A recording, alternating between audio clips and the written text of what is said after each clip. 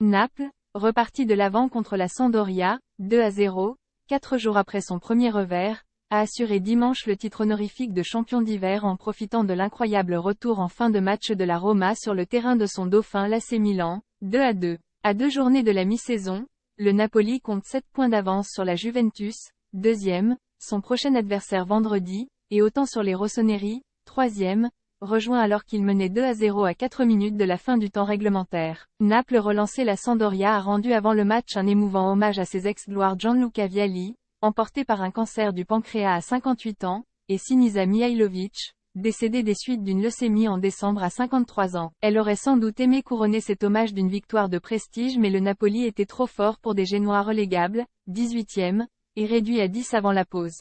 Naples a certes manqué un pénalty d'entrée, mais peut compter sur un Victor Osimhen décisif. Le meilleur buteur de la série a débloqué la situation avec son 10e but, 19e, avant de provoquer l'exclusion directe pour une vilaine faute de Thomas Rincon, 39e. LG Felmas a mis Naples à l'abri sur un nouveau pénalty, 82e. Le Napoli a chassé les doutes nés de son premier faux pas en championnat, mercredi contre l'Inter Milan, 0-1, avant d'accueillir les Bianconeri. Ce sera un grand match, contre une grande équipe. Mais on a une belle équipe, estime Osimhen. Milan piégé. Le défenseur français de Milan Pierre Kalulu a bien ouvert la marque de la tête sur corner, 30e, mais les coups de pied arrêtés sont bel et bien une spécialité romaine, comme l'ont rappelé en toute fin de match les Giallorossi. Alors que Milan a largement dominé les débats et fait le break par Tommaso Pobega, 77e, Roger Ibanez, également de la tête sur corner, 87e, puis Tammy Abraham, à la réception d'un coup franc, 90 plus 3e, ont assommé San Siro. On sait que c'est difficile ici, qu'il faut être patient. À la fin, j'ai senti que c'était une occasion pour moi, j'étais là au bon endroit, a souri l'attaquant anglais, même si la Roma reste 6e, à 3 points du top 4.